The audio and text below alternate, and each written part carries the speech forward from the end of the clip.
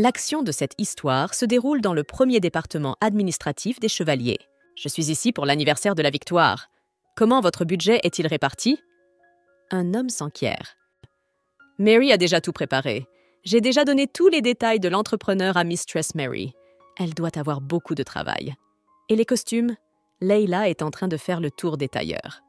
Les membres du personnel discutaient entre eux de sujets importants. Mistress Mary, et vous? Mistress Mary, à propos de... Tous les hommes voulaient obtenir quelque chose de cette fille. L'employé accordait vraiment trop d'attention à ses activités professionnelles. Mary, repose-toi au moins un peu pendant le déjeuner. C'est vraiment urgent que tu fasses ça pendant le déjeuner. Un autre homme a fait une remarque. Je trie de vieux papiers. Je peux vous aider? La jeune fille demande alors gentiment. Le collègue lui explique que cela peut attendre, mais qu'il faut d'abord manger. Mary, après tout, est tellement habituée à travailler qu'il lui arrive de sauter des repas et de continuer à faire de la paperasse. C'est de Mistress Mary qu'il s'agit. Sans elle, c'est comme si on n'avait pas de main. Quand tu auras fini la paperasse, tu me laisseras la voir. Quand un autre gars s'est joint à la conversation. Quel est le problème? Notre mari est une personne intelligente et gentille. Vous auriez bien besoin de ces papiers aussi. Le type a répondu sournoisement à l'autre employé. Vous en avez besoin aussi? S'étonne Mary. Déjà, la jeune fille avait remarqué que quelque chose ne tournait pas rond. Mais en même temps, la protagoniste de cette histoire était une personne si gentille qu'elle ne pouvait pas refuser les autres employés. Elle ne remarquait même pas les moments où elle était utilisée uniquement pour faire le travail de quelqu'un d'autre à sa place. Dans ces moments-là, ses collègues confiaient leur travail à la pauvre fille et rentraient tôt chez eux pour se reposer. Personne n'y veillait vraiment. Quelques minutes plus tard, une autre fille s'est jointe au garçon. Catherine a immédiatement demandé pourquoi tout le monde était là. C'est alors qu'elle les a pris en flagrant délit. Il n'était pas difficile de deviner que les collègues demandaient à nouveau à Marie de faire quelque chose pour eux. Catherine commence aussi à expliquer à la jeune fille qu'il faut savoir refuser. « Tu étais en retard hier aussi? Tu es toujours la même. Qu'est-ce qu'on va faire de toi? Tu rentres toujours tard. » Catherine s'indigne.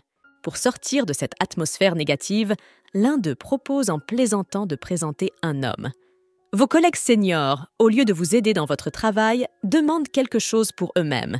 C'est pour cela que vous avez tant à faire.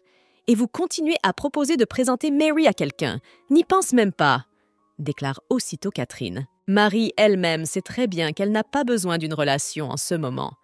Elle ne pensait pas en avoir besoin, ni maintenant, ni plus tard. En général, tout ce à quoi Marie pensait dans la vie, c'était comment nourrir sa famille et gagner assez d'argent. Quel jour restait encore plus longtemps que d'habitude pour se faire payer des heures supplémentaires? De quel type de relation pourrait-on parler si la seule chose à laquelle on pense est de survivre dans ce monde cruel? Je dis cela parce que je m'inquiète pour toi, Mary. Si tu ne veux pas de relation et que tu te fais draguer, c'est du harcèlement. Catherine tente de faire passer son message. L'homme, quant à lui, insistait pour présenter la jeune fille à quelqu'un. C'est alors qu'une autre collègue intervient dans la conversation. « Mary, tu n'en as pas encore assez de lui? Pardonne-lui. Il est comme ça. » La collègue s'est excusée. « Et essayez de vous reposer davantage. J'ai entendu dire que vous travaillez toujours tard lorsque vous êtes arrivé à la Division 3. Au début, j'ai pensé que vous vouliez obtenir la promotion du chef. Tu as obtenu tout ce que tu voulais, même les demandes personnelles du comte. » Nota le garçon. « Vous avez des problèmes familiaux, n'est-ce pas? Je ne comprends que trop bien. Mais il faut quand même que tu prennes du temps pour toi et pour ta famille. Depuis que je suis mariée, je n'ai plus de temps du tout. Oh, c'est vrai, vous n'avez personne. » Le collègue a également ajouté. « Merci de vous inquiéter, mais je vais bien. » Mary le dit clairement. Après quoi, la jeune fille a continué à travailler en silence et dans la solitude. Elle s'est alors souvenue qu'elle n'avait pas encore rédigé la liste des cadeaux. De plus, il lui vint à l'esprit que c'était aujourd'hui le festival des lanternes. En se retournant, Mary remarqua que l'horloge avait déjà sonné 10 heures de l'après-midi. « Ouf, je crois que c'est déjà fini. Qu'avons-nous à la maison ?» se demande Mary. « D'accord, Denis n'est pas là pour le déjeuner de demain. Il n'y a que Célina pour cuisiner. » Mary commença à réfléchir. La jeune fille a toujours réfléchi à de telles nuances pour calculer correctement le budget. Après tout, l'argent est limité. Il faut donc économiser beaucoup. C'est alors que la jeune fille s'est souvenue des paroles de sa collègue. « Mary, je comprends que tu aies des problèmes dans ta famille, mais repose-toi davantage et passe du temps avec ta famille. » Mary elle-même était bien consciente de tout cela. Mais pour passer plus de temps avec sa famille, il faut de l'argent. La plupart du temps, la jeune fille fait des heures supplémentaires pour obtenir une augmentation. Mais il y a une autre raison. À cette seconde, un homme entra dans le bureau. Le comte fut surpris de voir que quelqu'un était encore au travail à cette heure tardive. Dès qu'il regarda autour de lui, il sut immédiatement qu'il s'agissait de Mary. Ce n'était pas la première fois que la jeune fille restait après le travail. Aussi l'homme n'en fut-il pas trop surpris. Ou plutôt, il n'est pas surpris que ce soit la travailleuse Marie et personne d'autre qui se tienne devant lui. « J'allais justement vous voir pour vous donner la paperasse. Je suis désolée de vous avoir fait attendre. » La jeune fille a immédiatement commencé à s'excuser. « Vous restez assis comme ça. Vous avez encore beaucoup de choses à faire? Avez-vous un moment de libre demain ?» demanda le comte à l'improviste. « Alors ne prévoyez rien pour le déjeuner. Déjeunez avec moi. » L'homme décida de proposer. Une autre raison pour laquelle Mary est absente 24 heures sur 24 au travail est qu'elle est éperdument amoureuse du comte. Comme elle a envie de voir ce bel homme tous les jours, et comme elle a de la chance de travailler dans le même service que lui. Quelques heures plus tard, la jeune fille était déjà rentrée chez elle. Elle est accueillie par son frère et sa sœur, qui commencent eux aussi à lui demander comment s'est passée la journée. Les garçons lui ont également dit qu'ils avaient déjà mangé. « Denis, comment s'est passé le travail? Ce n'est pas aussi dangereux que l'ancien, n'est-ce pas? » Marie s'est renseignée, mais le gars lui a dit de mieux s'occuper de sa sœur. « Il s'est passé quelque chose de bien aujourd'hui? Tu as l'air heureuse? » Denis lui fait la même remarque. Mais Mary lui dit que ce ne sont que des bêtises et qu'elle doit aller se coucher car il se fait tard. Le lendemain matin, la jeune fille était en train de choisir ses vêtements pour aller travailler. Mary n'arrivait toujours pas à dormir car elle pensait à la nuit dernière. Mary ne comprenait toujours pas pourquoi le comte lui avait fait une proposition aussi étrange pour le déjeuner. Il a appelé pour le dîner si soudainement. Quelque chose a changé? À ce moment-là, il pensa à Mary. Puisque la jeune fille était amoureuse de lui, il y avait de quoi s'énerver. Sans même s'en rendre compte, elle est restée debout toute la nuit. 6 sentiments amoureux la dominaient. Et c'était complètement inconscient. « Denis! Célina, n'oublie pas ton déjeuner avant de partir. Je t'apporterai ton déjeuner demain. »« Et Célina, tu ramasseras le linge quand il sera sec ?» demande Mary avant de partir. Mary elle-même continuait à penser qu'elle ne devait pas attendre grand-chose du comte. Il leur suffisait de travailler ensemble. Elle était heureuse de n'être que sa subordonnée. Mais ce jour-là, le comte lui fit une proposition inattendue que Mary n'avait jamais imaginée. « Voulez-vous m'épouser ?» demanda l'homme d'un ton sérieux. Bernard Alex. Un comte issu de la noble famille Alex, à laquelle appartenaient également de nombreuses impératrices. Il y a 8 ans, sous son commandement, une brillante victoire a été remportée dans les Marais. Il a ainsi réussi à gagner la guerre contre Daisy. Le comte est revenu de cette guerre en héros. Le comte a sauvé de nombreuses vies pendant la guerre, dont Mary. Pour la jeune fille, il est devenu plus qu'un sauveur, il est devenu son seigneur. Elle tombe amoureuse de lui. Bien sûr, Mary savait que ses sentiments n'étaient pas réciproques. « Oh, qu'est-ce qui te prend? Je ne suis que votre assistante administrative. Une roturière. Je n'ai aucun titre, » dit la fille, juste après avoir reçu l'offre inattendue. Le type a déclaré que le statut n'avait absolument rien à voir avec cela. « Tu ne te souviens pas de ce que tu as dit à la réception il y a quelques mois ?» mentionne Alex. « Que tu ne voulais pas de relation. Ni maintenant, ni plus tard, » ajouta le comte à l'improviste. La jeune fille devint très embarrassée car elle ne pensait pas qu'Alex avait entendu cela. « Tu as tout entendu. Tout ça parce qu'on essaie toujours de me caser avec un chevalier sous le nez du comte. J'étais juste émotive, » se dit Mary. « Alors tu n'as personne en ce moment. Alors pourquoi ne pas m'épouser ?» L'homme continue d'insister. « Me marier? Mais pour cela, il faut que les gens s'aiment. Ou du moins, il faut qu'ils s'apprécient mutuellement, » explique Marie. La jeune fille explique alors qu'elle pense que ce mariage est impossible. Si on ne se mariait que par amour, il n'y aurait pas de mariage politique. Tu es une fille intelligente, mais étonnamment très naïve. As-tu déjà eu quelqu'un? C'est bien là le problème. L'homme continue à l'embarrasser. J'ai eu beaucoup d'hommes. Plus de 10, c'est sûr, dit Mary avec émotion. Ce n'était pas vrai, bien sûr, et Bernard a immédiatement reconnu son mensonge, mais n'a pas parlé. Très bien, alors, réfléchis à ma proposition. Nous passerons d'agréables moments en compagnie l'un de l'autre et, le moment venu, nos chemins se sépareront. Le comte commença à raconter. C'est alors que l'homme se souvient qu'il n'a pas dit le plus important. Bernard propose un mariage de convenance. Au bout de 3 ans, je transmettrai le comté à mon neveu. Vous devez savoir comment j'ai obtenu ce titre. Alex a également ajouté. Le deuil est terminé depuis longtemps. Bien que j'ai hérité du titre, la tradition veut qu'il revienne au fils de mon frère aîné. En attendant, garder nos terres pendant ces 3 années est mon devoir sacré, explique Alex. Cependant, l'impératrice m'a proposé d'épouser un membre de la famille impériale. Complète le compte. Bien sûr, je refuserai, même si c'est l'impératrice elle-même qui me le propose. Je ne veux pas semer la discorde entre nos 2 pays, mais j'ai besoin d'une raison pour refuser. Raconte l'homme. Et j'ai besoin de quelqu'un qui se fasse passer pour ma femme pendant ces 3 ans, explique enfin Bernard. C'est pourquoi l'homme a demandé à Marie de l'épouser. Pour être honnête, je t'ai choisie parce que tu es la moins suspecte. Je vous conseille d'y réfléchir. Si j'épouse une noble, elle aura besoin de garanties, un héritier, une continuation de la famille du comte. Avec une femme qui veut s'enrichir, ce sera encore plus difficile. Et vous ne semblez pas vous soucier du sort des biens d'Alex. Le comte explique sa position. Je pensais pouvoir tout supporter. Je crois qu'au fond de moi, j'espérais encore... À ce moment-là, l'esprit de Mary s'est emballé. Si vous êtes d'accord, je paierai toutes les dettes et, en plus, j'ajouterai autant que vous voudrez. Le comte décide lui aussi de faire une offre. L'homme dit qu'il pourrait aider à éduquer son frère et sa sœur et leur trouver un emploi plus tard. N'est-ce pas pour cela que vous travaillez dur ici jour et nuit? Je ne m'immiscerai pas dans votre vie. Nous ferons semblant d'être heureux en ménage. En retour, je subviendrai à tes besoins.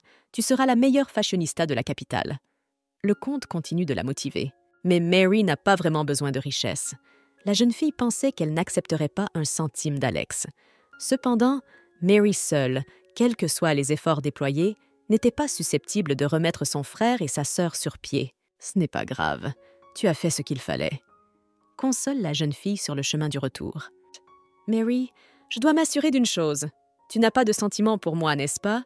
Si je te plais ne serait-ce qu'un peu, considère mon offre comme nulle et non avenue. Et alors, je ne vous ferai plus aucune demande personnelle. L'homme a également expliqué ce soir-là que vous, bien sûr que non, vous m'êtes totalement indifférente, madame. Mary est obligée de répondre car elle n'a pas d'autre choix. Elle se rend compte que si elle avoue à l'homme qu'elle est amoureuse de lui, il n'y aura jamais de contrat ou de mariage arrangé. De plus, elle ne pourrait même pas voir l'homme.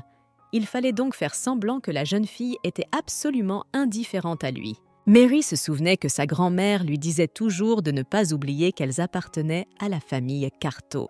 Bien que sa grand-mère lui ait appris à écrire et à compter, elle vivait comme tout le monde. Leurs affaires allaient de plus en plus mal. Les dettes augmentent de jour en jour. Tout. Ce que Mary voulait, c'était vivre comme les gens normaux. Mais à l'âge de 17 ans, la guerre éclate. Les troupes de Daisy étaient en route, mais la famille n'a pas l'intention de fuir. La grand-mère déclara qu'il resterait ici. « Je ne quitterai pas notre ville. La guerre sera bientôt terminée. Il n'y a pas lieu de paniquer. Je suis sûre que l'empereur prendra des mesures. » Le père décida de rester dans la ville, mais il avait tort. « Ces salauds de Marguerite vivent la défense! La ville est sur le point de partir! Capitaine, attendez les ordres !» s'agitent les chevaliers. « Abandonnons la ville. » Le capitaine décida alors d'annoncer. Les hauts commandants commencèrent à recevoir des pots de vin, car il n'y avait plus de guerriers depuis longtemps. Pour atteindre la capitale, ils doivent traverser les montagnes. Pour cela, ils doivent prendre notre ville. Tant que Daisy est en ville, nous avons le temps de nous préparer. informa l'homme à son chevalier. L'empereur quitte la ville. La famille de Mary perdit ses parents et sa jeune sœur cessa de parler. Tous les papiers prouvant leur noblesse ont été brûlés. Ils sont devenus des réfugiés de guerre. Ils devaient s'y survivre d'une manière ou d'une autre, alors Mary a supplié à genoux l'un des chevaliers de l'embaucher. « Je t'ai dit que je n'avais pas de travail pour toi. Si tu continues à venir, je vais avoir des ennuis moi aussi. » L'homme lui expliqua. La jeune fille avait beau raconter que sa sœur et son frère n'avaient rien mangé depuis des jours, ce n'était pas le cas. Pourtant, elle ne pouvait pas travailler. « Ah, hé, tout le monde ici n'a rien à manger. Des gens sont venus me voir pour me dire que leur situation était encore pire. Maudite soit cette guerre. Elle est finie et les gens meurent encore comme des mouches. » Un homme dit « Si tu ne trouves pas de travail, va mendier. Va chez Barth. Il y a souvent beaucoup de nobles. Tu auras peut-être quelque chose. » L'homme décida d'aviser. « Il faut juste que je trouve à manger », pensa tristement le protagoniste de cette histoire. La jeune fille, comme le lui avait conseillé l'homme, décida d'aller à Barth. Elle n'arrivait pas à croire qu'il existait un tel endroit dans la ville. Il n'y avait pas de réfugiés dans la ville. Les officiers chargés de rétablir le système étaient venus ici. Pendant la guerre, les riches avaient réussi à conserver leur fortune. De plus, les chevaliers d'Alex, sous le commandement de Bernard, étaient stationnés dans la ville. Ayant remporté une brillante victoire à la guerre, ils ne sont jamais retournés à la capitale. Les chevaliers se sont installés dans la ville et ont participé à sa reconstruction. Ils sont conscients que leur gloire militaire sera vite oubliée. Mais pour eux, ils sont à jamais les sauveurs de toute la ville. Mais tous n'étaient que des gens. Et les chevaliers commencent à se lasser de ce fardeau. Savez-vous combien de bouches j'ai dans ma famille? Vous en avez bien plus. Comment pouvez-vous ne pas voir que des gens meurent de faim ici? S'indigne l'un des hommes à qui l'on n'a pas donné plus de nourriture. Comme vous êtes grand! Dois-je vous montrer ma fille? La femme fixe le chevalier. Marie, elle, vient chercher sa ration. On lui donna un pain. Bien que ce soit tout ce qu'on lui donne, la jeune fille est ravie. « J'ai bien fait. J'ai fait ce qu'il fallait. Denis et Célina auront à manger ce soir. Tout est bon. On pourra peut-être en avoir plus demain. Nous devons trouver un travail. » Mary se réjouit. Alors que la jeune fille s'apprête à rentrer chez elle, elle constate un conflit avec l'homme. « Si vous voulez manger, travaillez. Ou bien penses-tu que les chevaliers ne remarquent rien ?» gronda le chevalier. « Je dois chasser la vermine comme toi tous les matins. Et que fais-tu ici? Tu viens aussi mendier ?» Il remarque l'homme à Marie qui se tient à proximité. « Tu es muet? Réponds-moi. C'est moi qui commande ici. » L'homme s'est mis à lui crier dessus quand la jeune fille ne lui a pas répondu. Mary explique alors qu'elle a besoin d'un travail. « Voilà, c'est bien de chercher. Joli visage, et si tu m'aidais à passer la nuit ?» dit l'homme. Il se rapproche de Mary pour la prendre par les cheveux avec assez sale main. « Tu as besoin de nourriture? D'argent et de chiffon. Une nuit avec moi et tu auras assez pour 2 jours. Qu'en dis-tu? N'est-ce pas une bonne offre ?» L'homme désagréable continua à parler. Dès que la jeune fille l'accusa de mentir, le chevalier jeta immédiatement Marie de toutes ses forces sur le sol. « Qu'est-ce que tu fais pour te vanter? Tu crois que le fait d'avoir demandé un emploi te rend différente des autres? Comme si tu restais un insecte pathétique !» L'homme lui criait déjà dessus. Mary, elle, ne comprend pas ce qui l'attend. On dit qu'après une victoire, la capitale est inondée de luxe. Mais pour une raison ou une autre, leur ville était dans la pauvreté. La jeune fille voulait un peu de pain pour nourrir les plus jeunes. Elle finit par tomber entre les mains d'un chevalier maléfique. Heureusement, le comte est apparu à la jeune fille au bon moment. Il empêcha le chevalier de battre Marie. « À en juger par vos vêtements, vous êtes une servante. Cela pose-t-il un problème? Ton travail consiste à distribuer de la nourriture aux habitants. Au Kéa, où vous ne le sauriez pas. Mettez-vous au travail maintenant !» ordonne Bernard Alex. « Allons-y, votre seigneurie.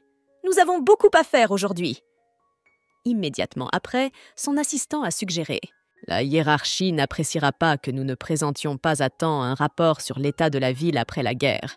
Nous ne pouvons pas le retarder davantage. » Knight ajouta également. Mais la jeune fille tenta de retenir le comte.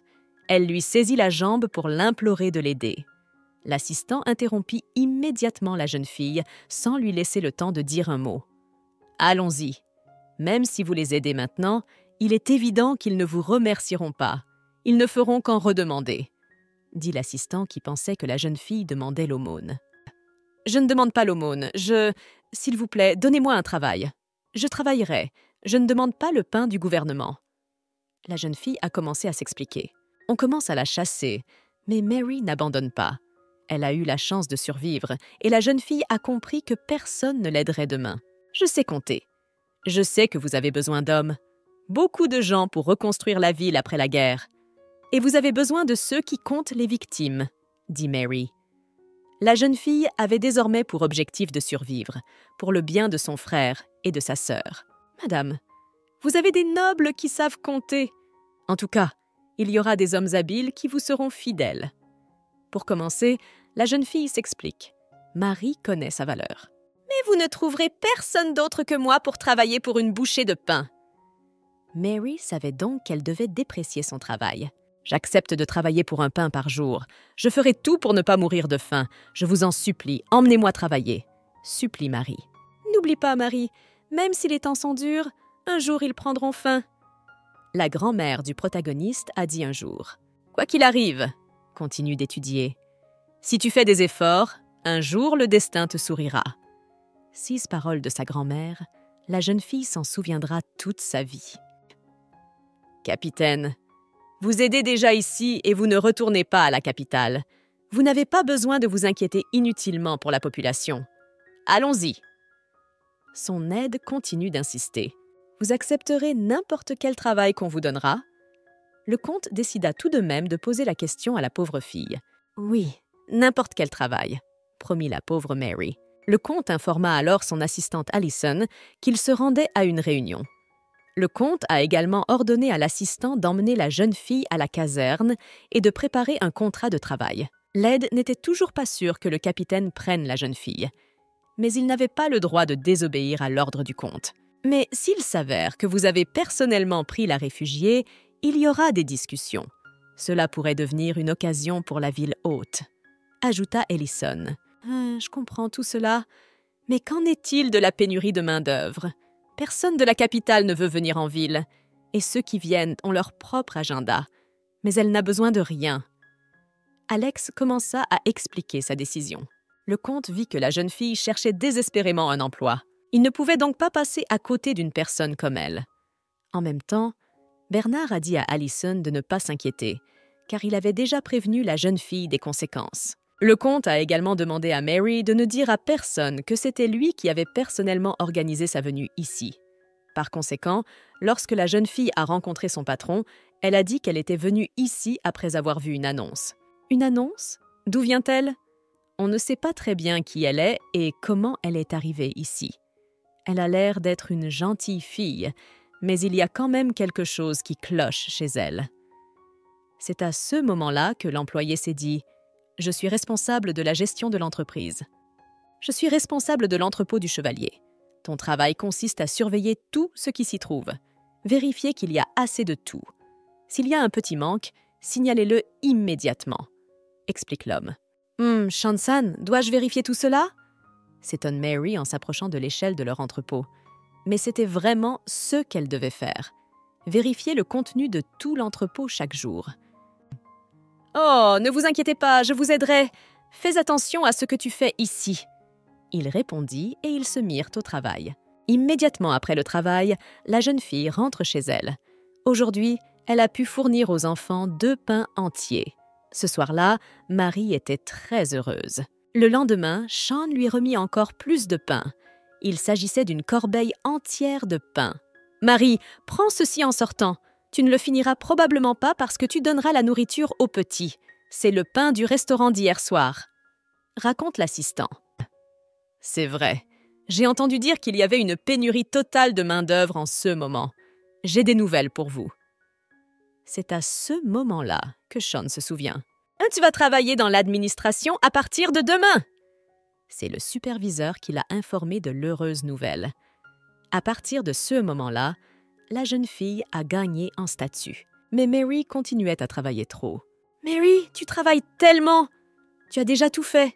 Tu dois avoir tellement de travail que tu n'as pas le temps de prendre un goûter avec moi. Est-ce que c'est difficile pour toi de travailler avec des hommes? Si tu as des problèmes, n'hésite pas à me le dire. Je ne vous laisserai pas en plan, lui dit une autre employée. Cette façon de s'accrocher à la jeune fille l'a lassée depuis longtemps. Heureusement pour elle, grâce à l'insistance de ses collègues, elle a pu être sauvée par l'assistante du comte. Je pense qu'elle a été claire. Combien de fois lui ai-je dit de ne pas draguer Mary? Désolée, combien de fois je ne l'ai pas prévenu? Il recommence. Le type s'est excusé dès que l'employé est parti. « Et toi aussi, tu es bon. Je t'ai dit de venir me voir si quelque chose comme ça arrive. Et tu te tais. Tu ne dois pas du tout parler à des gens comme lui, » explique Allison. « Ce que je vais te dire est très important, Mary. Nous allons bientôt quitter cette ville. Les chevaliers d'Alex retournent à la capitale. » C'est ce qu'a dit le garçon de façon inattendue. En l'espace d'un an, la situation de la ville s'était améliorée. La plupart des terres agricoles avaient été restaurées, de sorte que la faim pouvait désormais être oubliée. Les rues de la ville sont beaucoup plus sûres. Leur travail ici est donc presque terminé. L'homme semble vouloir poser une autre question, mais la jeune fille s'incline et l'interrompt. « Monsieur Allison, merci pour tout. C'est grâce à vous qu'il a été possible de traverser une période difficile et d'aider mon frère et ma sœur. Je vous en serai toujours reconnaissante, » dit Mary. « D'accord, attendez. Ce que j'essayais de dire, c'est que j'ai une proposition à vous faire. Sean vous a tellement complimenté. Comment sa langue ne s'est-elle pas fatiguée? Il est difficile de trouver quelqu'un d'aussi loyal que toi, Mary. Un tel talent appartient à la capitale. Si vous acceptez, vous travaillerez à la 3e division administrative. Le capitaine a donné son feu vert. À toi de jouer. » Le garçon annonce l'heureuse nouvelle et remet la lettre à Mary. Ce soir-là, dès que sa sœur aînée a mis Selina au lit, elle décide de lire la lettre. « Et qu'est-ce qu'il y a à penser? Je resterai avec les chevaliers. Il n'y aura pas de problème d'argent. Dans la capitale, je ferai étudier les plus jeunes et je serai à côté du comte. » C'est ce qu'a décidé le protagoniste de cette histoire. Décidé. Pourtant, pendant une seconde, la jeune fille se demande si Denis et Selina aimeraient cela. De leur ville à la capitale, il y a 2 mois de voyage. Seule, Mary était d'accord, mais elle ne savait pas si les enfants supporteraient un voyage aussi difficile. Même s'ils arrivaient à bon port, seraient-ils capables de s'habituer à leur nouvel environnement? Selina venait de se remettre à parler, après tout. À la seconde même, la petite sœur se réveilla en entendant la lumière s'allumer. « Oh, tu es encore réveillée? Il t'est arrivé quelque chose ?» demanda Selina. Mary se dit alors que, puisqu'elle était réveillée, c'était le moment idéal pour demander directement à la jeune fille si elle voulait déménager. « Oui, déménager dans un endroit où il y a de la nourriture, des écoles et pas de guerre. Un endroit meilleur. Mais cet endroit est loin d'ici et il faudra s'y habituer. Si tu ne veux pas, nous n'irons nulle part, » lui dit Marie. Bien sûr, la sœur accepte la suggestion. Tant que Marie est la seule à être présente, la sœur ira n'importe où. Et Denis ne se soucie pas de l'endroit où il habite, du moment qu'ils vivent ensemble. C'est ainsi que la famille a décidé de déménager loin. En quelques heures, les gars étaient déjà dans une autre ville. Ils ont regardé autour d'eux. Tout avait l'air si luxueux. Et vraiment, comparé à leur dernière ville, c'était un tout autre monde. C'est à ce moment-là que Mary fit la connaissance de Shan-san. « Merci d'avoir accepté de faire tout ce chemin. Je n'aurais pas pu fonctionner sans vous. » L'homme lui dit bonjour. « Oh, ce n'est rien. Merci de m'avoir recommandé, » a répondu Mary. Sean a même trouvé tout de suite un terrain d'entente avec les enfants. « Tu réussiras dans la capitale, Mary. Je n'ai jamais vu quelqu'un de plus loyal que toi dans ma vie, » ajoute Sean à l'improviste. L'homme a également dit à la jeune fille de ne pas s'inquiéter, car elle s'en sortira certainement. « Je ferai de mon mieux. Je suis sûre que tout ira bien. Quand il s'agit de travailler, je n'ai pas d'égal. » C'est ce que pense Mary à ce moment-là. Dès que la jeune fille a pris son nouveau poste, elle a immédiatement commencé à travailler tard. La jeune fille est volontairement restée tard au travail car elle était payée pour les heures supplémentaires. « C'est bien que tu travailles autant. » Les autres employés l'ont félicitée. Le soir même, Mary décide d'acheter des fruits. Dès qu'elle a vu les prix, elle a été choquée. 10 pièces d'argent pour 4 morceaux. Dans ma ville, il en coûterait 3. Quel prix! La protagoniste de cette histoire est bouleversée. Et ce sont les prix de la vie. Les prix dans la capitale sont exorbitants. il n'y a rien de comparable avec leur dernière ville. C'est une bonne chose que les chevaliers aient fourni un logement. C'est un problème de moins. Mais Mary savait qu'ils ne pourraient pas vivre avec un seul salaire. La jeune fille se demande donc sérieusement s'ils auront assez d'argent. « Je suis venue dans la capitale parce que je pensais que la vie y était plus facile. Je n'arrive pas à croire que maintenant, tous les jours, je me demande comment joindre les deux bouts. » La jeune fille se plonge dans ses pensées. « Et l'école ? Denis va bientôt avoir 14 ans. Il faut faire quelque chose. Sinon, au lieu d'aller à l'école, il va chercher du travail. Ce n'est pas possible. Si j'obtiens plus… » La protagoniste réfléchissait sérieusement. Puis elle s'est souvenue de ce qu'elle avait dit, à savoir que personne d'autre qu'elle n'accepterait de travailler pour un sou. La jeune fille l'avait suppliée de lui donner du travail. « Je ne peux pas demander d'augmentation après cela.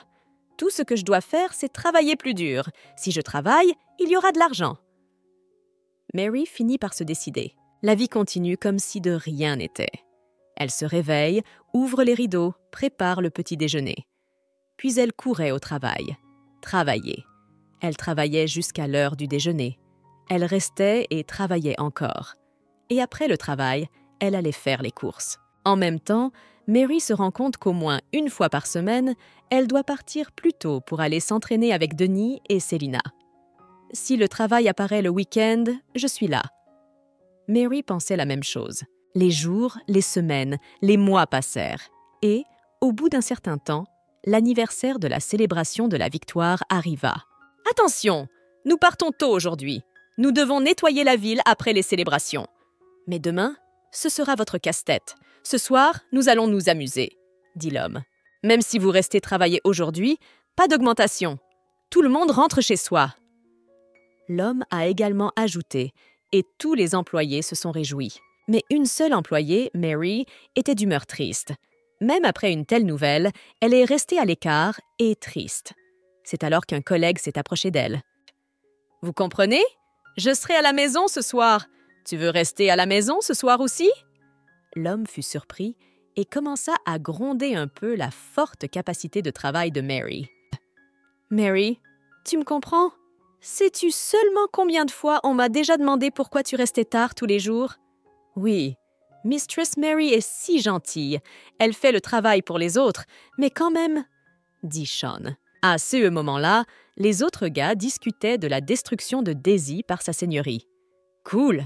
J'aimerais bien voir ça. »« Waouh! Tu aimerais le voir aussi? Je ne veux même pas penser à de telles horreurs. Vous ne vous rendez pas compte de la chance que nous avons de travailler avec un héros, un sauveur du pays. Assez parler de la guerre, dans des jours comme ça, il ne faut parler que des bonnes choses. » Les gars discutent. Pourtant, lorsque le collègue a remarqué que la jeune fille voulait rester après le travail aujourd'hui aussi, il a réalisé qu'il n'avait pas d'autre choix que de la laisser faire. Mary était têtue dans ses convictions. « Rien. Reste, mais pas longtemps. Ensuite, fermez l'endroit. Et ne vous acharnez pas trop. » L'homme dit une dernière chose avant de repartir chez lui. Jour de la victoire. Ce jour-là, le pays tout entier se souvient de la brillante victoire remportée sur les Daisy au cours d'une guerre longue et éprouvante. Ce jour-là, les gens se souviennent de la façon dont la nouvelle de la victoire a résonné dans tout l'Empire. Pour commémorer cette victoire, ils font la fête toute la nuit. Cependant, ce n'est pas un jour de joie pour tout le monde. Certains ont à peine survécu à la guerre ou ont perdu des êtres chers. Pour Mary, le souvenir de la guerre est différent de celui des autres. Le matin suivant la bataille décisive, la jeune fille a regardé par la fenêtre et a eu le souffle coupé. La bannière des chevaliers d'Alex brillait plus fort que le soleil. En tête du cortège se tenait le comte Bernard Alex. Lorsque Marie le vit pour la première fois, elle ressentit à la fois du soulagement et de la peur. Quelque chose d'inconnu se mêle à ses sentiments et lui transperce le cœur. « Je me demande ce que Denis et Selina font maintenant », se demande la protagoniste à ce moment-là. Puis elle décida que cela suffisait pour aujourd'hui et qu'il était temps de rentrer chez elle. Un jour comme celui-ci, elle devrait être avec sa famille. Mais à cette seconde, la jeune fille entendit des explosions qui l'effrayèrent et elle se blottit contre le mur en se bouchant les oreilles. Il s'agissait d'un feu d'artifice ordinaire. Mary savait qu'il ne s'agissait pas d'une salve de canon, mais elle ne pouvait pas bouger de son siège. Elle se rendit compte qu'elle devait rentrer chez elle, mais elle était incapable de se lever. C'est alors que la jeune fille entendit la voix d'un homme. « Tout va bien? Pourquoi n'es-tu pas encore partie ?» demande le comte. La jeune fille lui explique que c'est à cause des vacances. « Je dois partir. Il fallait que je revienne un peu, » lui répond Bernard. « Ah? Son épaulette s'est détachée? Il est revenu se changer ?» C'est alors que l'attentive Marie s'en aperçoit. « J'ai laissé tout le monde partir plus tôt aujourd'hui et tu es resté travailler pendant les vacances? J'ai entendu dire que dans votre ancienne ville, vous étiez toujours le dernier à quitter le travail. » Le comte commença à raconter son histoire. Mary se demanda de quoi il parlait. On aurait dit que l'homme était en train de la réprimander. C'était comme s'il pensait que la jeune fille était incapable de faire son travail à temps. Elle décida donc de clarifier la situation. « Oui, c'est comme ça, mais je suis restée pour l'augmentation de salaire, » justifie Marie. « Attendez, vous touchez toujours l'ancien salaire ?» s'étonne et interroge le comte. À ce moment-là, la jeune fille se dit qu'elle était vraiment finie. « Pourquoi n'avez-vous pas demandé une augmentation à votre supérieur ?» s'indigne le comte. « Je veux dire que j'ai accepté de travailler pour un salaire dérisoire. J'avais peur d'être renvoyée si je demandais une augmentation. » Répondit tristement la jeune fille en baissant les yeux vers le sol, car elle se sentait honteuse. « Alors venez demain au bâtiment principal. À partir de demain, tu travailleras dans le premier service administratif. » Bernard l'informa de manière inattendue.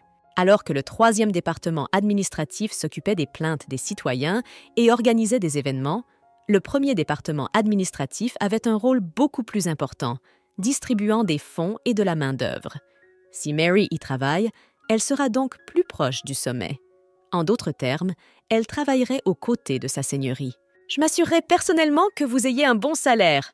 Vous avez dû beaucoup souffrir ces derniers temps. » Le comte ajouta avec inquiétude. « Votre seigneurie, je ne pense pas être convenable, » tenta d'ajouter la jeune fille, mais Alex ne l'écouta même pas. Il réfléchissait à haute voix à ce qu'il pensait qu'Allison faisait pour la jeune fille. Il n'y avait pas eu de question pour Mary jusqu'à présent. C'est pourquoi le gars n'avait pas fait attention à elle. « Je m'excuse, ne restez pas trop tard. La sécurité est meilleure ici que dans votre ancienne ville, mais il est toujours dangereux de se promener dans les rues tard dans la nuit. J'enverrai un des chevaliers avec vous, pour vous raccompagner. » Le comte ajouta un dernier mot avant de quitter le bureau. Le lendemain matin, Allison s'excusait déjà auprès de Mary. « Je suis désolée, j'aurais dû vous en parler. J'ai honte de vous regarder dans les yeux maintenant. » L'homme avoue. « Qu'est-ce que vous êtes? Ce n'est pas du tout ta faute. C'est moi qui n'ai rien dit.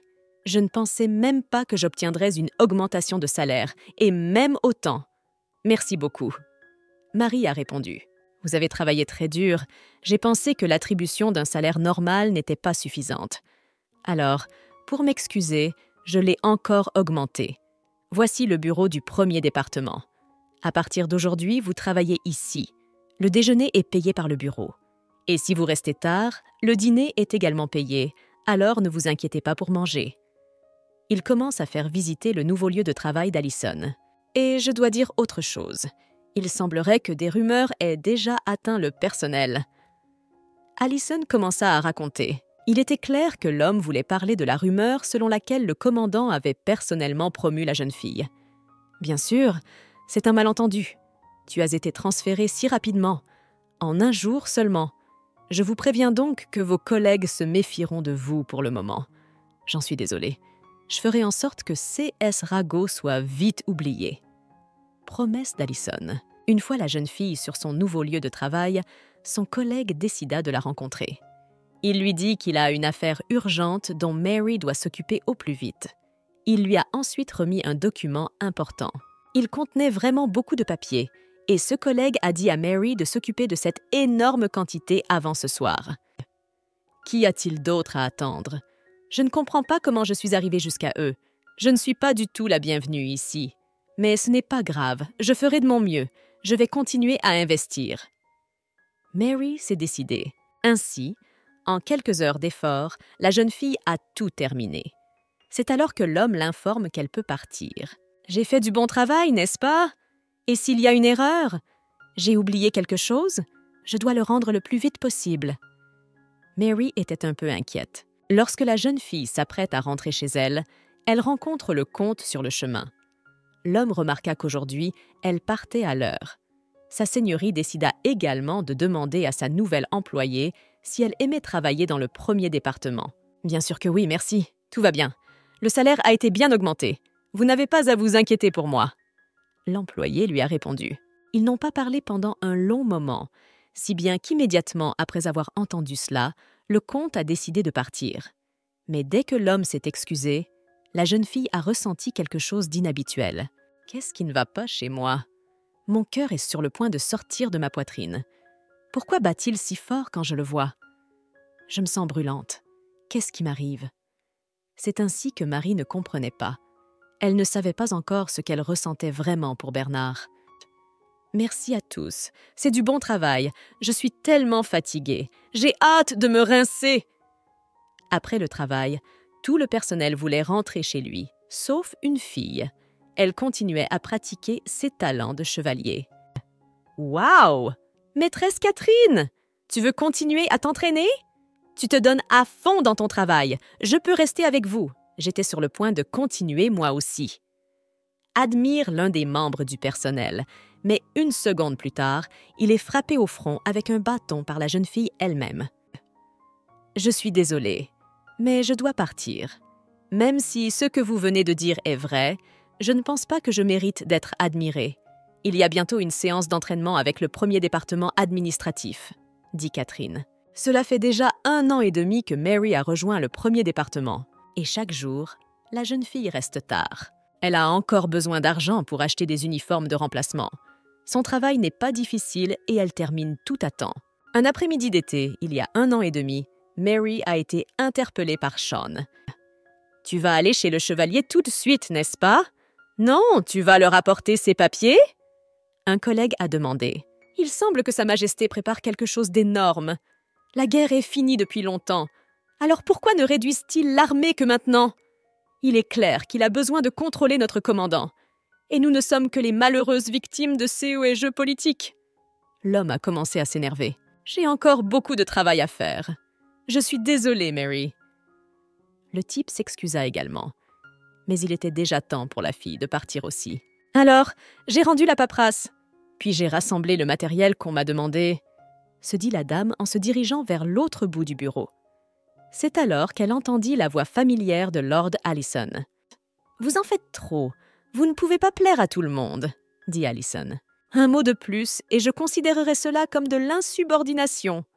En attendant... » Mais à peine le comte avait-il terminé ce qu'il voulait faire dire à son assistante qu'il remarqua que quelqu'un les observait. Au bout d'une seconde, Mary comprit que c'était elle qui les épiait. La jeune fille décida immédiatement de s'excuser. Elle expliqua qu'elle se rendait au corps des chevaliers et qu'elle n'avait pas l'intention d'écouter aux portes, bien qu'elle ait eu l'air de faire le contraire. Alex se souvint alors que cette fille pourrait peut-être l'aider. Quelques minutes plus tard, ils arrivèrent à la bijouterie.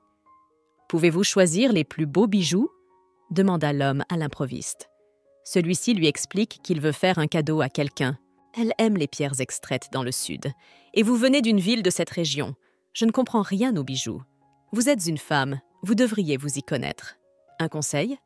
L'homme demande, et le regard de Mary se pose sur un collier. Bien qu'en fait, pour la jeune fille, tous les bijoux se ressemblent. Déjà, lorsque le comte avait acheté ses bijoux à la caisse, il avait décidé avec le conseiller de la meilleure façon de les emballer. Vous l'offrez en cadeau ? Voulez-vous qu'il soit emballé d'une manière particulière? Vous l'offrez à votre mère? Les jeunes filles n'ont pas l'habitude de porter ce genre d'articles, mais ils sont élégants et de bon goût, dit la vendeuse.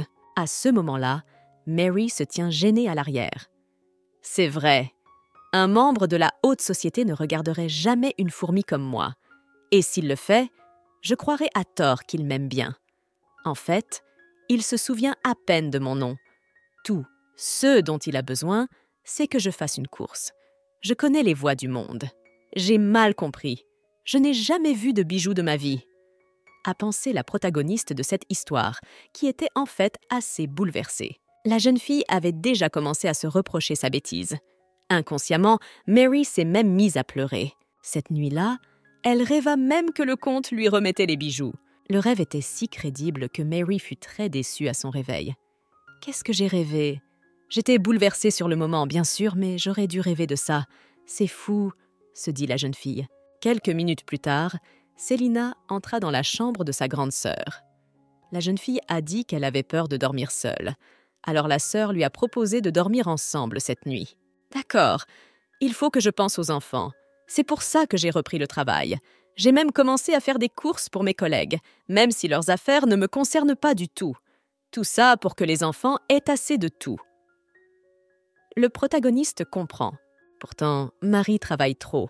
Elle voulait rendre la pareille à sa seigneurie. Peut-être qu'il fera attention à moi quand j'aurai réussi quelque chose. Mary envisagea cette possibilité. Alors qu'Allison et le comte descendaient la rue, ils remarquèrent que la lumière était allumée dans le bureau. Allison supposa que c'était encore Mary. L'homme lui a dit qu'elle restait souvent tard ces derniers temps. Lorsque Mary a ouvert les yeux, elle a vu la silhouette du type en face d'elle. « Je me suis évanouie à mon bureau? J'espère que personne ne l'a vu. Qui est-ce » se demande la jeune fille. Dès qu'elle réalisa que le comte était assis en face d'elle, elle eut très peur. Mary pensait qu'elle risquait maintenant d'être renvoyée. « Que faites-vous ici? Il fait froid dans les bureaux la nuit » dit l'homme. Pour être honnête, la jeune fille n'arrivait pas à croire qu'elle était maintenant dans le monde réel. « C'est pas vrai! Je suis vraiment en train de rêver. Qu'est-ce qui se passe? Il n'est pas déjà venu parce qu'il est inquiet. » Ne comprenait pas le protagoniste. « Je suppose que je ne suis pas vraiment un patron, n'est-ce pas? Je suis juste passé vous demander de ne pas rester plus longtemps. Il n'y a pas d'urgence sur ces dossiers. Votre salaire devrait vous permettre de vivre dans la capitale. » Soudain, le gars a dit « Il me réprimande maintenant? Mais qu'est-ce que j'attendais d'autre? Bien sûr !» Mary réfléchit et se rendit compte qu'elle devait se sortir de cette situation d'une manière ou d'une autre. La jeune fille a donc décidé de révéler qu'elle restait au travail à cause de essais et dettes. « Oui, ma famille a beaucoup de dettes, et c'est à moi de les rembourser.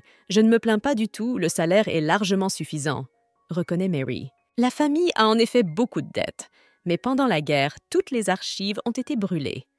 Mary mentait donc effrontément. Elle mentait, mais elle ne pouvait pas dire toute la vérité au comte. « Je ne peux pas lui dire que je fais de mon mieux pour qu'il me regarde. » L'esprit de la jeune fille s'embrouille. « C'est ça, je vois. Cela doit être difficile pour toi, » dit l'homme. À en juger par son apparence, il croyait même Mary. À ce moment-là, le comte évoque brusquement le fait qu'ils ont récemment choisi un bijou. L'homme a dit que la femme de son frère l'aimait beaucoup. Ce n'est qu'au bout d'une seconde que la jeune fille se rendit compte que le bijou était destiné à la femme de son frère. Elle doit bientôt donner naissance à un héritier. Il fallait donc lui faire un cadeau. « Je pense que le service administratif est au courant, » dit Bernard. C'est alors que la jeune fille comprit pourquoi elle étudiait la liste des cadeaux destinés au comte. Ces bijoux étaient donc destinés à l'épouse du frère et non à la mariée? Surprise et en même temps rassurée, Marie elle-même. « Il se fait tard, rentrez chez vous !» Avant de prendre congé et de quitter le bureau, la première chose que l'homme a dite a été « Je lui ai désobéi, il m'a grondé et en plus j'ai menti. Je me sens mal. » La jeune fille s'est alors confessée à elle-même. Mary s'est également détendue calmement avant de poursuivre son travail. Un mois plus tard, la jeune fille retrouve Catherine. « Vous êtes la Mary de la première administration, n'est-ce pas? Nous avons beaucoup de choses à nous dire. Cela ne vous dérange pas, n'est-ce pas? » demanda la jeune fille. Catherine avait récemment appris qu'elle était l'escorte du commandant, ce qui l'avait beaucoup surprise. « Bien sûr que vous êtes l'escorte du commandant. Qui d'autre l'est? La rumeur dit que le commandant t'a prise comme assistante. Je savais qu'un tel talent ne serait pas gaspillé. Je commençais à m'inquiéter parce qu'on dit que la nouvelle fille travaille jour et nuit. Oui, mais à ton âge, les filles ne pensent qu'à sortir. » Les gars parlaient entre eux. « Bien joué. Le commandant a fait attention à toi. Les autres hommes n'ont plus aucune chance. Mais au moins, ne nous oublie pas. Avec qui d'autre vais-je déjeuner? » Les garçons continuent de parler. Catherine elle-même ne se rend pas compte de quoi ils parlent. « Tu m'as déjà vu en dehors du corps? Je ne fais que des allers-retours entre la plateforme et le bureau. Quand est-ce que j'accompagnerai le commandant? » La jeune fille lui expliqua son incompréhension. « Enfin, c'est ce que j'ai entendu dire. Alors d'où viennent ces ragots? Peut-être avez-vous simplement les mêmes noms? Connaissez-vous une autre Catherine ici? Rien de tout cela n'est donc vrai? Oui. On dit aussi que la nouvelle travaille au service administratif. Ils l'appellent l'employé de l'ombre. Les garçons discutent des ragots à haute voix. Les garçons discutent des ragots à haute voix. Je crois que je sais de qui il s'agit. La nouvelle fille du premier service administratif. Catherine s'en rendit compte. Cet après-midi-là, Catherine remarqua une fille qui marchait près du comte. Qui est cette fille? Et que fait-elle près du commandant? Elle n'a pas l'air d'un chevalier. Elle travaille probablement pour Allison. Elle est si silencieuse, se dit Catherine. Depuis leur conversation, les événements avaient pris une tournure étrange. Sa seigneurie commençait à emmener Mary partout avec lui. Même lors des audiences au palais impérial et lors de l'entraînement des escadrons de chevaliers, Mary était toujours avec le comte. « Une fois que nous serons rentrés, j'ai une mission urgente à vous confier. Réponds à toutes les lettres qui ont été livrées », demanda également Alex. Sa seigneurie avait même commencé à lui confier des affaires personnelles. Cela déplaît fortement aux collègues de Mary, qui se plaignent de n'avoir droit qu'à de rares courses. « Il semble me traiter de façon spéciale. C'est tout ce dont j'ai besoin. Je ne sais pas pourquoi il doit m'emmener partout. » La jeune fille réfléchit, mais continue de marcher à côté de son comte. Un autre homme les observait par la fenêtre. Il s'appelait Marquis Rome. L'homme supposa qu'il s'agissait de Catherine à côté de Bernard, mais son assistant expliqua qu'il s'agissait probablement d'une autre fille avec le comte. « Alors, qui est-ce? Y a-t-il d'autres femmes que Catherine dans la liste des chevaliers d'Alex ?» se demanda-t-il. « Cette fille travaille dans l'administration. Elle n'est pas chevalier. Je vous l'ai dit plusieurs fois. » L'assistante poursuivit son explication. « Je vois. C'est donc la nouvelle fille qu'on appelle l'employé de l'ombre. Si vous voyez les choses sous cet angle, Catherine est beaucoup plus facile. C'est le genre de femme qu'aime Bernard ?» réalisa le marquis. Cet après-midi-là, Marie rencontra enfin Catherine. La jeune fille avait déjà entendu parler d'elle. « Si tu veux t'appeler par mon nom, fais-le à bon escient. Catherine est en colère contre elle. »« Quoi? T'appeler par ton nom? Je ne comprends rien du tout. » Elle ne comprenait pas ce qui se passait, Mary. Bien que Catherine pensait que la jeune fille faisait semblant, puisque les rumeurs étaient déjà parvenues à Catherine elle-même. « Vous n'avez vraiment pas entendu? Tout le monde dit que le commandant a désigné Catherine pour être son escorte. Est-ce que c'est de votre fait? Apparemment, on m'a confondu avec vous. La plupart des membres de l'entourage du commandant sont des hommes, et je suis la seule femme chevalier ici. Comme le commandant est accompagné d'une femme, tout le monde a cru que c'était moi. » J'ai expliqué la situation à la jeune fille. « Madame Catherine, je vous présente mes sincères excuses, si cela vous a offensé. » Mary commença immédiatement à s'excuser, mais Catherine l'arrêta. « Non, vous ne l'avez pas fait. Non, pas du tout. Je pensais que vous étiez au courant de tous les ragots. Je pensais que tu faisais exprès de ne rien dire pour utiliser mon nom, » explique Catherine. « Oui, je me suis trompée. Oui, je me suis trompée. Maintenant, je sais pourquoi tout le monde s'intéresse à toi. C'est une chose pour un commandant de nommer quelqu'un de l'administration pour être son assistant, mais c'est la première fois qu'il est accompagné d'une femme, » dit Catherine. « C'est pour cela que ces imbéciles s'intéressent tant à toi. »« Mary, si quelqu'un d'autre se tait à ce sujet, allez dans mon corps de chevalier. Je remettrai les cerveaux de CS crétins à leur place en un rien de temps, » ajoute Catherine. La jeune fille proposa également à Mary de déjeuner ensemble un jour ou l'autre. Enfin, Catherine avait une amie ici. Cette fois, le comte était accompagné de son assistante Allison. Bernard pensait déjà à partir. Il demanda donc à Allison de s'occuper des papiers restants. Dès que le document fut entre les mains de l'assistante, Allison reconnut immédiatement l'écriture de Mary. « Monsieur, puis-je vous demander? Récemment, vous avez commencé à assurer à Mary la saisie de vos dossiers personnels, mais n'avez-vous pas d'autre raison de le faire ?» s'enquit l'assistant. Le comte explique alors qu'il a besoin en ce moment de quelqu'un qui sache se taire. Par calme, il entendait quelqu'un qui ne se préoccupe pas de ce que disent les autres. Quelqu'un qui fait son travail sans poser de questions. Compte tenu de ce qui se passe dans le comté en ce moment, l'agitation publique n'est pas encore retombée. Certains veulent toujours que Bernard soit comte, mais Kay fait un excellent travail. C'est du moins ce que Bernard Alex lui-même pensait. Même pendant la guerre, Bernard s'était efforcé d'être l'ombre de la famille. Tout cela pour que son frère puisse avoir le pouvoir. Bernard n'avait pas besoin de ces honneurs. « Je ne serai jamais comte. C'est pourquoi j'ai besoin de quelqu'un qui connaisse son métier et qui ne craque pas au bon moment. J'ai besoin de quelqu'un qui connaisse sa place. » Il essaie de faire comprendre à son assistant Bernard. « Réglez le reste de la paperasse. Sois plus attentif. » C'est ce que Bernard lui demande en dernier lieu. Le temps passe vite dans la capitale. 1 mois, 2, 3, 1 an, 2... Et au cours de la 5e année de Mary, un événement inattendu se produisit. Le soir, Catherine fit une entrée fracassante dans la maison de Marie.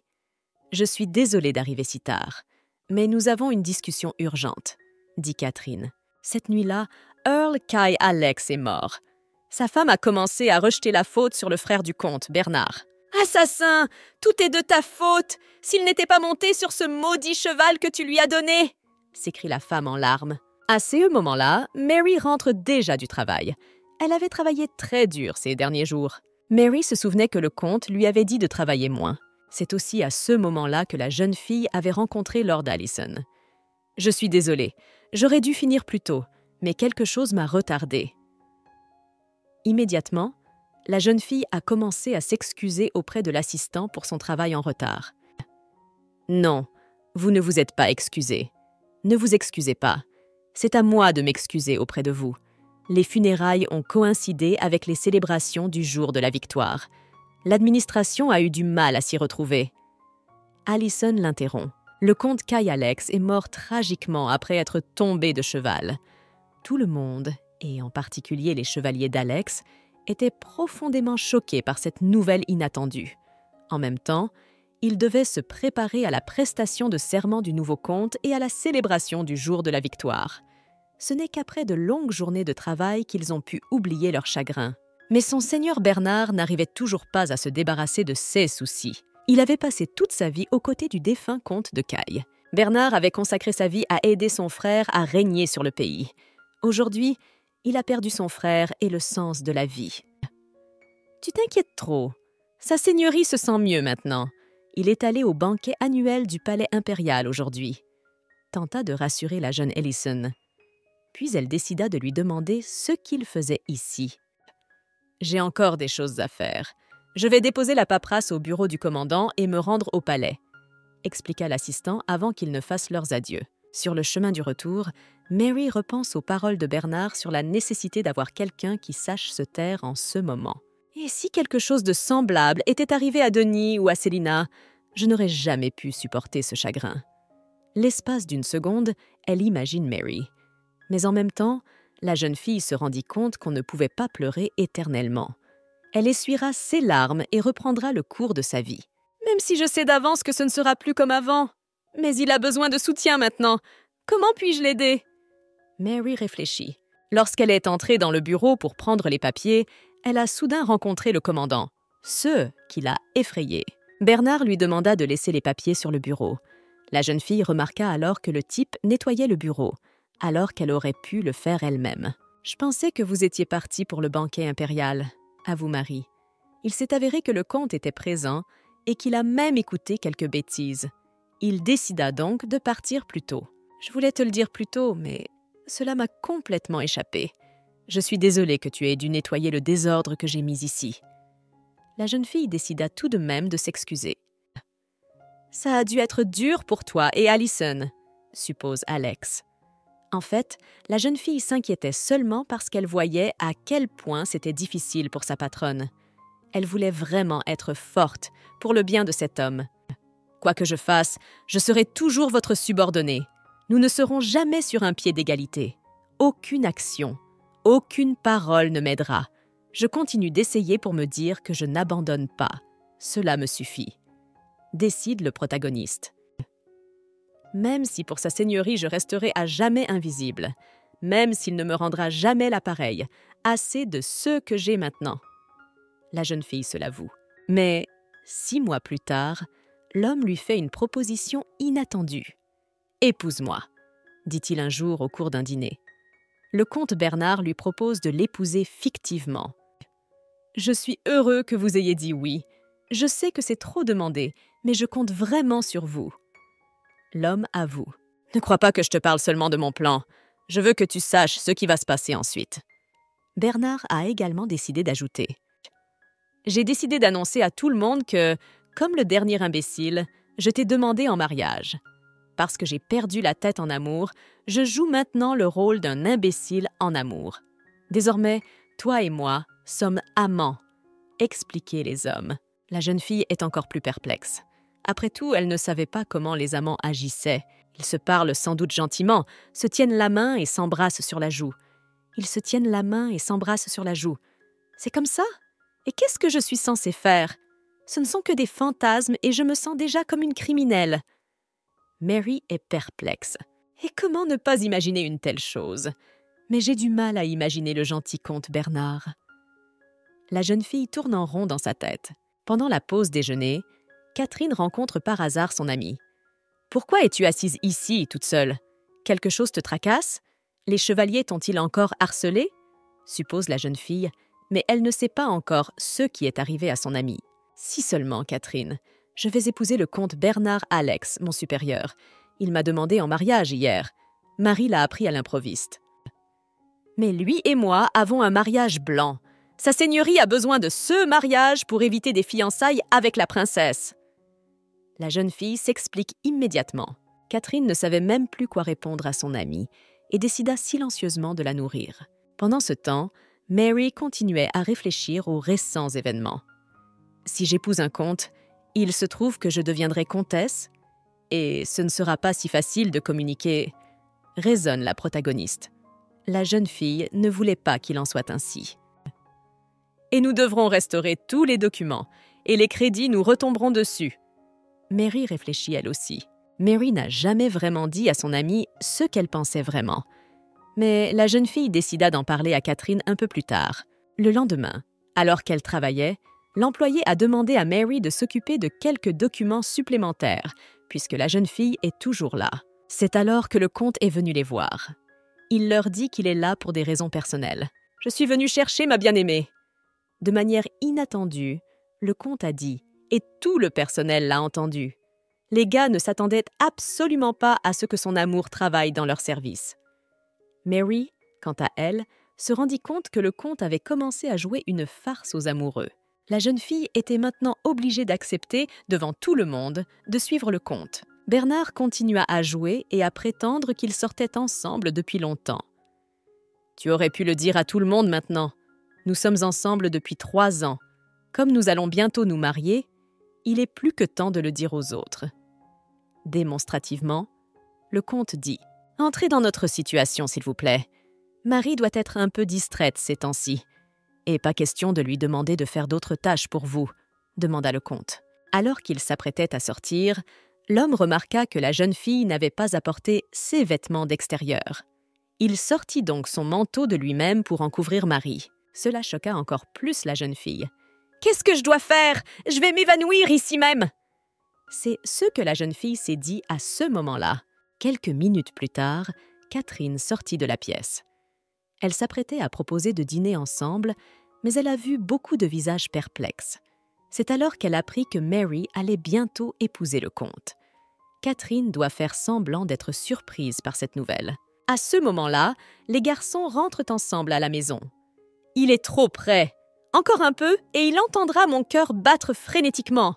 pensa confusément la jeune fille. Mary s'apprête à lui suggérer de ne plus faire semblant d'être amoureux pour la journée, mais il regarde par la fenêtre et constate qu'ils sont toujours observés. Ils durent continuer à jouer le jeu jusqu'à ce qu'ils atteignent le carrosse. « Est-ce que ça va être comme ça tous les jours maintenant? Est-ce que nous allons faire semblant d'être amoureux tous les jours? Même si je sais que tout n'est pas vrai, mon cœur bat toujours aussi fort. » rumine la jeune fille dans sa tête. « Je crois que je n'arrêterai jamais de rêver et d'espérer. » Mary était en train de réfléchir. La jeune fille avait déjà décidé de dire au revoir au comte lorsqu'ils atteignirent la calèche. Mais celui-ci déclara qu'il ne laisserait pas sa bien-aimée rentrer seule à une heure aussi tardive. Bernard dut donc monter avec Marie. En signe de respect pour sa moitié, le comte donna la main à la jeune fille pour qu'elle monte élégamment dans la voiture. Autour de lui, tout le monde discutait de la relation entre le comte et une femme de son service.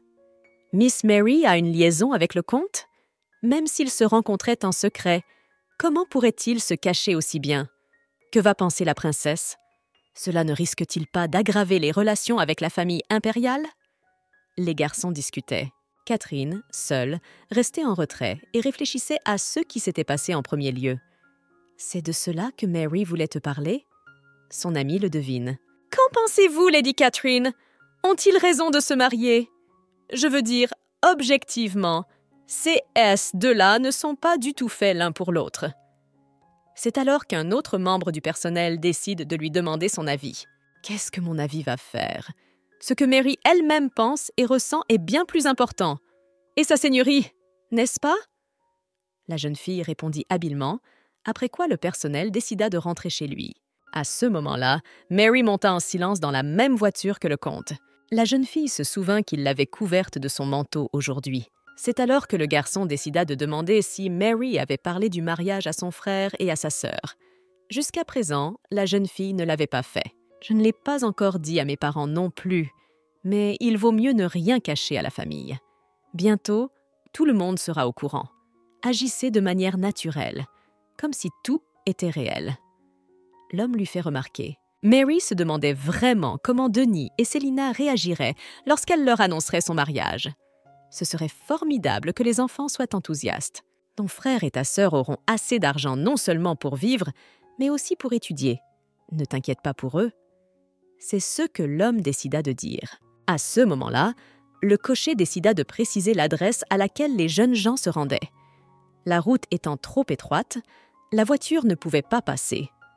L'employé a donc dit que les jeunes devaient descendre ici. C'est alors que la jeune fille s'est rendue compte qu'ils étaient arrivés juste en dessous de sa maison. Mary a immédiatement décidé de s'excuser auprès de l'homme de vivre dans un tel endroit. Bernard s'est mis en colère, car il ne voulait pas que la jeune fille s'excuse de la sorte. Peut-être que lorsque nous sommes seuls, tu ne t'en aperçois pas. Mais puisque nous faisons semblant d'être amants, essaie de ne pas t'excuser autant. Les plus observateurs nous soupçonneront tout de suite. C'est compris? Demanda l'homme avec douceur. Maintenant, entrez. Nous devrions faire connaissance avec votre famille. Le comte ajouta de manière inattendue. Bien que la jeune fille n'en ait pas envie, elle n'avait pas d'autre choix car le carrosse était déjà parti. Lorsque Mary franchit le seuil de sa maison, sa sœur se précipita immédiatement sur elle pour la serrer dans ses bras. Célina fut surprise de voir un homme aux côtés de Mary. C'est alors que Denis les rejoint. Elles doivent tout raconter à leurs proches. Denis a tout de suite détesté l'idée du courage. « Quelle absurdité! Et tu rentrais toujours le soir, on surveillait la maison. Tu travaillais tout le temps. Tout à coup, tu as eu le temps de sortir et de te marier. » Il déteste beaucoup la nouvelle. Elle rentrait tard parce qu'elle était avec moi. Il y a toujours du temps pour une liaison au travail. C'est alors qu'un homme a pris sa défense. « Je comprends que vous ne vouliez pas que Mary se marie.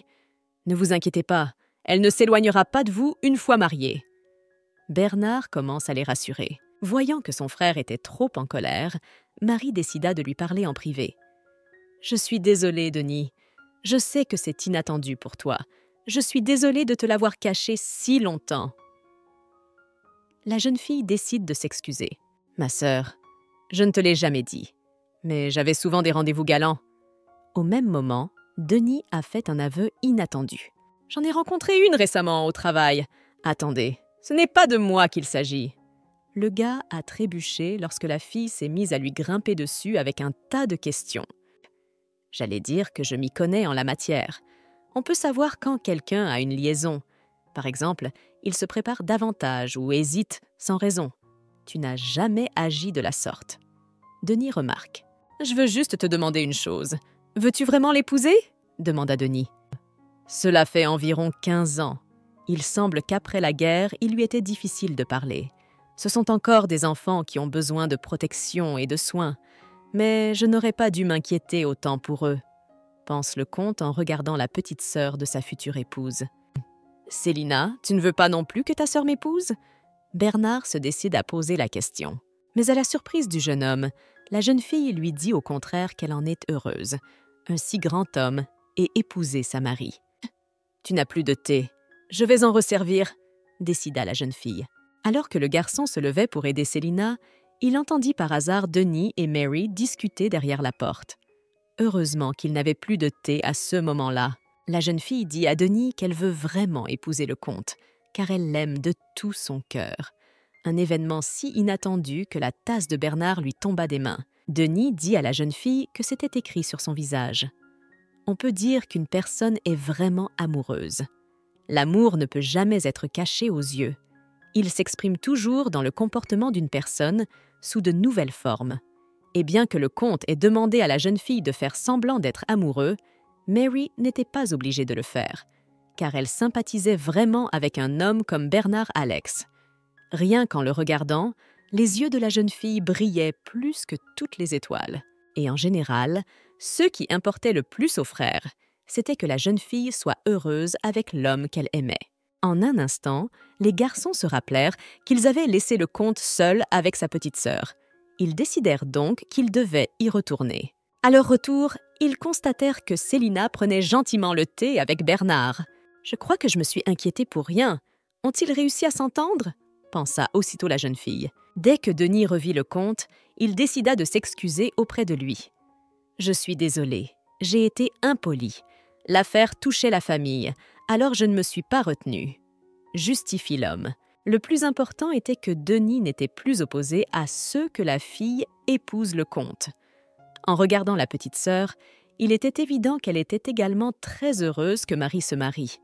Même s'il s'agissait d'un jeu, Mary était très heureuse qu'on lui ait donné le feu vert. « Madame, s'il vous plaît, prenez soin de ma sœur et rendez-la heureuse », demanda également Denisu avant que Bernard Alex ne quitte la maison. Alors que les jeunes gens retournent dehors pour accompagner l'homme, Marie décide de le remercier pour tout et en même temps de lui demander de lui pardonner pour son frère. Ce n'est pas grave. Il est compréhensible. Bernard accepte calmement. Mais à ce moment-là, le garçon faisait aussi défiler les paroles de la jeune fille qu'il avait entendues par hasard derrière la porte. « J'aime le comte, de tout mon cœur. C'est écrit sur votre visage. Quand vous m'avez demandé de vous engager, j'ai d'abord cru que vous étiez une espionne, Daisy, une prétendue réfugiée. J'avais peut-être raison. Tu as fait un excellent travail dans le rôle aujourd'hui. » Elle décide de faire l'éloge de son petit ami. « Au fait, tu emménages dans une nouvelle maison demain. Dis-le à ton frère par ta sœur. » Bernard a également ajouté de manière inattendue. L'homme pensait qu'il valait mieux régler cela rapidement. Il conseilla également à la jeune fille d'aller faire ses valises et de venir chercher toute sa famille demain matin. La jeune fille voulut lui dire quelque chose, mais il ne l'écouta même pas et repartit directement. Alors que Bernard se dirigeait vers sa maison, il a rencontré d'autres personnes. Les habitants ont tout de suite compris que cet homme ne vivait pas dans le coin. Et qui est cette personne? Elle a l'air d'une noble. N'est-ce pas le comte Alex? Et que fait-il dans ce trou à rats? Peut-être qu'un meurtrier se cache ici? Non, ce n'est pas grave. D'autres personnes chuchotaient. Le voyage était trop long pour Bernard aujourd'hui. Il était très fatigué. La journée agitée avait été remplacée par une matinée tout à fait ordinaire. Bien que d'accord, c'est en fait le matin le plus étrange depuis que Mary est dans cette ville. Alors que les garçons se rendaient en calèche à la maison du comte, Célina se comportait comme une sauvage. Elle regardait tout ce qui l'entourait et criait fort pour montrer son admiration. « Ne vous inquiétez pas, on vous expliquera tout à votre arrivée. On vous conduira d'abord à vos chambres, puis on vous fera visiter le palais. Le petit déjeuner a été préparé pour vous. Dites-moi si vous avez faim. » Allison la rassure. Mais Mary est toujours gênée pour sa petite sœur. Le quartier où elles allèrent vivre était le plus chic de la ville. Peu importe l'argent que l'on a, on ne peut pas acheter une maison ici. Il faut appartenir au gratin de la société. Mary n'a jamais rêvé de vivre ici. Il y a quelques heures à peine, l'assistante du comte lui avait annoncé qu'il déménageait dans ce quartier. « C'est trop, Lord Allison. Comment puis-je vivre dans un endroit aussi luxueux? Cela ne fait qu'empirer les choses pour mon âme. » La jeune fille fut fortement surprise, mais Allison lui dit de ne pas s'inquiéter, que ce n'était que temporaire. « Je ne pense pas que ce soit une bonne chose. Je peux préparer le mariage ici aussi. » Mary continue à défendre son point de vue. Elle était en effet très embarrassée. « Je viens aussi d'une famille pauvre. Alors je comprends ce que tu ressens en ce moment, comme si tu n'étais pas à ta place, comme si les vêtements que tu portes n'étaient pas du tout faits pour toi. Mais nous avons choisi cette voie nous-mêmes. » Allison tente de la rassurer. « Tu t'y habitueras. »« Non, il faut que tu t'y habitues, » explique le garçon. C'est à ce moment-là que Mary a réalisé qu'elle avait choisi cette voie elle-même, après tout. Elle ne devrait donc pas se plaindre d'une vie aussi luxueuse. « Je pensais que ce quartier était trop grand, mais notre comte n'y penserait même pas. Pour lui, ce n'est probablement qu'un beau quartier, » dit Allison en riant. Mary se rendit compte que Lord Allison avait raison. Pourtant, la jeune fille s'y habituerait bientôt. Non, pas comme ça. Mary devrait s'y habituer. À ce moment-là, la dame fut informée que la voiture était prête. Elle devait partir. Mais son âme est inquiète. « Quelle mère resterait sans rien faire quand son fils se marie ?» demanda-t-elle de manière rhétorique. Après tout, elle doit voir l'élu de son cœur. Enfin, Mistress Mary arriva au palais. Elle y est accueillie par le majordome qui s'appelle Dietrich et qui, à partir de maintenant, assistera la jeune fille. « Pendant les 2 prochains mois, vous resterez dans ce manoir. Alors pour toute question, contactez-moi » dit l'homme. Et c'est à ce moment-là que Mary le reconnaît enfin. « Je pensais que vous ne vous souveniez pas de moi. Vous et moi ne nous sommes aperçus qu'à l'enterrement de Monsieur Caille. Ce qui n'était pas très agréable, madame, » dit le majordome en souriant. À l'origine, il devait se rendre au palais d'Alex, mais les circonstances avaient été un peu différentes. En fin de compte, Dietrich était très heureux d'être assisté par la nouvelle comtesse. Comparé à la résidence permanente du comte, ce domaine est une petite maison. C'est pourquoi le majordome demande à pouvoir lui faire visiter les lieux. Ainsi, les garçons ont déjà dépassé la 10e chambre. Dietrich leur explique qu'il s'agit d'un petit salon, proche de la chambre de Madame Célina, et qu'il n'est donc pas dangereux d'y appeler des amis. Ce domaine est en effet très grand et imposant pour des pauvres gens comme Mary et sa famille. Il leur faut encore un peu de temps pour s'habituer à de telles conditions de vie. Néanmoins, Madame a un excellent goût puisqu'elle a choisi un tel endroit. Le majordome avait déjà proposé d'aller plus loin pour visiter le palais, mais Célina avoua alors que ses jambes étaient déjà douloureuses à force de marcher. « Comment se fait-il que je ne l'ai pas remarqué avant ? Très bien, j'ai des papiers à vous remettre. »« Mistress Mary, venez dans le bureau, s'il vous plaît, » demanda le majordome en chef. Dès que la jeune fille lut ce qu'était le document, elle fut très surprise. Il s'agissait d'une demande d'admission à l'Académie impériale. C'est le meilleur institut de tout l'Empire.